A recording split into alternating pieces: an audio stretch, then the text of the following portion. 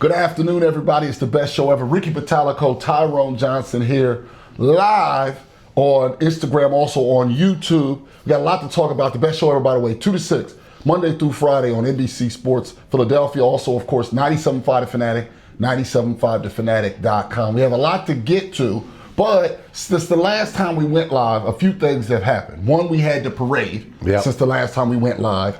And then the other thing was the Phillies started spring training. Let's get to spring training first there, Ricky. Looking at the Phillies, they're talking about changing the lineup because that's been the biggest thing. We'll get to the pitching in just a moment, but changing the lineup has been a big thing. And the thought is that Trey Turner will bat leadoff. Now, I'm going to make you the manager right now. I'm going to make you Rob Thompson. If you're in charge of the team, how about you give me your 1 through 6? We know 7, 8, and 9 may change based on lefties or righties. 1 through 6. I'm sorry, Bryce Harper, but this is my team, and you're going to be leading off. I think that's first and foremost. You get him leading off, it makes the first 3 easy to throw out there because obviously you're throwing him in the leadoff spot. I think number 2, you go with Trey Turner. Number 3, here's all you people who love this. You put Kyle Schwarber in there. He's going to have some runners on base. Those home runs that he hits in the first inning hopefully will be multi-RBI home runs. And then the 4 spot. I know a lot of people will go Alec Bohm here. I'm not going Alec Bohm. I'm going Nick Castellanos in the 4 spot. I think he's the type of guy that you can put in that 4 spot and be happy with. And then the guy who goes after him is going to be Alec Bohm in the 5.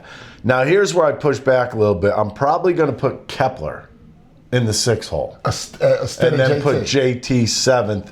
Okay. Then you can come back with Marsh 8th.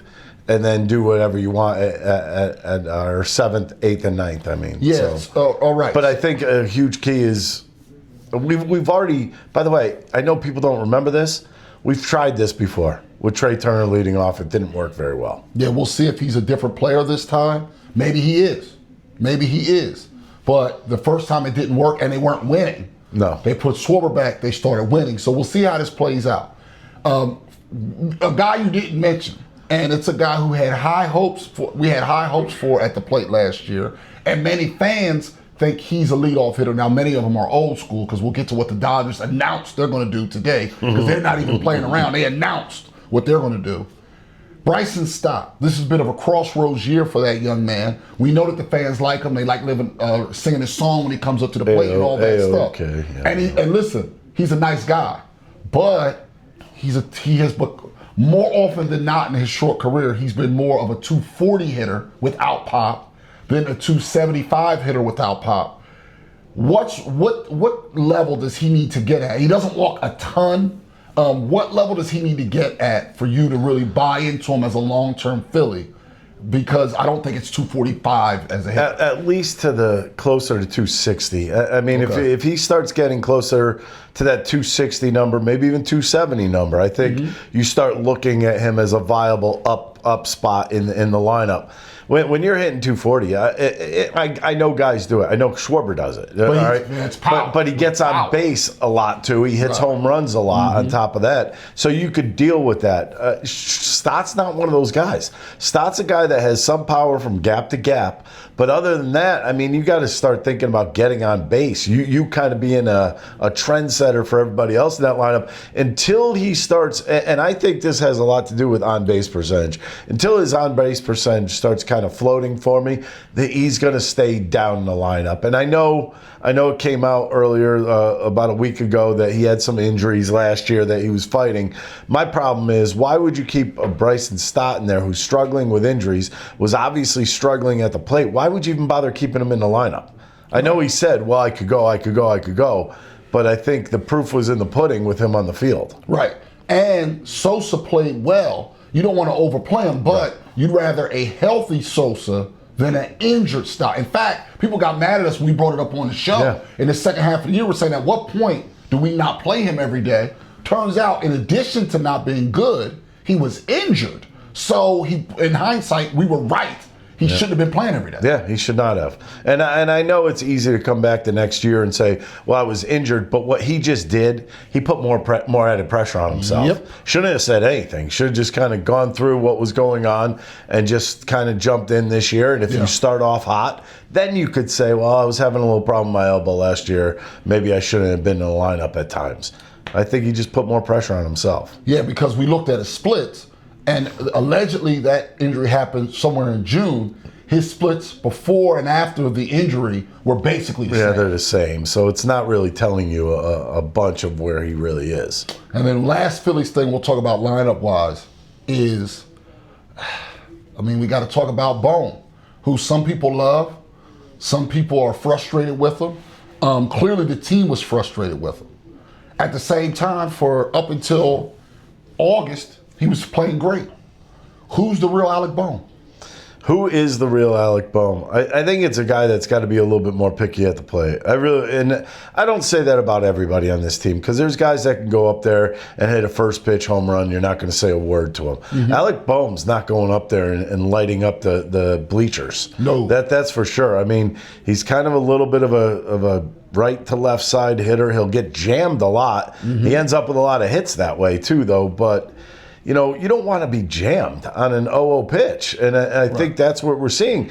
You really have to zone in and give yourself a little bit of a circle within that strike zone to attack. If it's an 0-0 pitch, 1-0 pitch, you have to be patient. I don't know if he's 28 years old. So, 29 in August. The patience part should have already come and gone. Mm-hmm. Where you have had your good look at Major League pitching, you feel comfortable seeing Major League pitching on an everyday basis, and then you get just into kind of like a groove. It's no different than going, your first year in varsity baseball. You go up there, you don't feel as comfortable. The second year you come in, you know exactly what to expect. Mm-hmm. I think Alec Bohm should already be to that point. What can we expect from him? We need 25 home runs from this guy. Bottom line. His career high is 20. I know. I'm just saying. We've been looking for these 20. Why do you think they talk him into trades all the time? Because they're not seeing the power that they want. Obviously, he's a big guy. It shouldn't be that hard to hit 20, 25 home runs every year. But obviously, he has some problems, and I think that problem stems from him putting himself in a hole early on in the count, or just swinging at a bad pitch and dribbling out. That's a problem. Yeah, and he ended up hitting only 15 last season. Yeah, that's not good. No.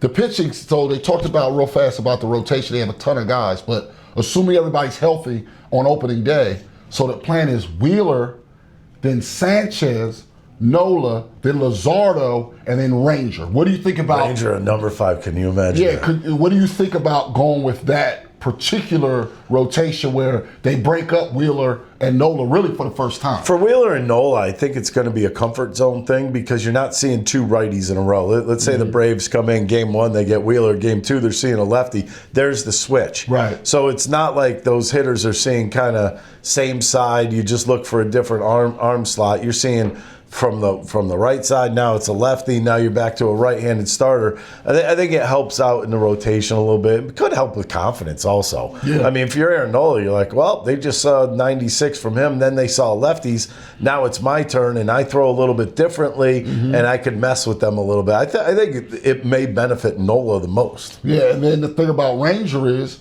when he's healthy, he's been very good. He hasn't been able to stay healthy. Keeping him at a number 5 spot probably allows them to be judicious with him early, especially because the 5th spot, sometimes with the off days early, doesn't have to come up for a while. You could pitch him in his first one, then not pitch him his second game. Mm-hmm. It just is a matter of how those off days come up. Mm-hmm. And he's going to be that guy. He's going to be the guy they want to see healthy. And he's going to be the guy they want to see sharp after the All-Star break. We haven't seen that from Ranger. 10-0 early on in the season last year. We thought he was going to be the Cy Young. Then all of a sudden he kind of slipped off a little bit, looked like he got a little bit tired. His pitches didn't have the bite that it had, and now all of a sudden it's Ranger in the 5 slot. Well, what's happening, Dylan? Silvana commented, their feet want to touch so bad. What are you talking about? Our feet aren't even Is that better? They're not even that. They weren't even that close. Come on, dude. They weren't that close. They weren't even that close. They weren't even that close. See, this is why now you got Silvana. Anyway, also, you mentioned Bryce Harper being the leadoff hitter. Yeah. He says he wants to bat 2, 3, or 4, and he's allowed to do that. He's allowed to do that. He's going to bat probably second. But the Dodgers came out today and said it's Ohtani 1, Mookie Betts 2, Yep. Freddie Freeman 3rd. Yep. Okay?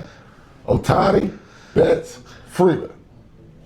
Why is Ohtani batting leadoff as their best player and Harper not? Because he doesn't have a problem with it. He doesn't mind going up there and seeing pitches early in the game. I think Bryce Harper wants to see what the starting pitcher has first before he steps up there. So basically, if you're batting third, you're using those first 2 hitters as guinea pigs to see what the pitcher's bringing to the table that day. Maybe you could learn something from it. Maybe you can't. But maybe he's just in a little bit of a comfort zone doing that. That's the only thing I can think of. Right, but Ohtani wouldn't want to see some pitches before he I'm comes sure he would. I'm sure they all would. Like, you could put Mookie Betts up there, but Ohtani is saying, as the best player, he's not going to get the most at bats this season. All I'll say is inmates run the asylum sometimes. Well, that's not great. That is our time. I think we're good on time, right, Dylan? I think we're good on time. We are. That is our time. Make sure you watch the best show ever, or listen to the best show ever. 97.5 The Fanatic, 97.5thefanatic.com, or NBC Sports Philadelphia, and we'll see you guys there. Hey everybody, thanks for watching our YouTube. If you want to help us out, go ahead and like and subscribe for us. If you liked what you saw, go right over here to our playlists and pick out whatever you want to watch.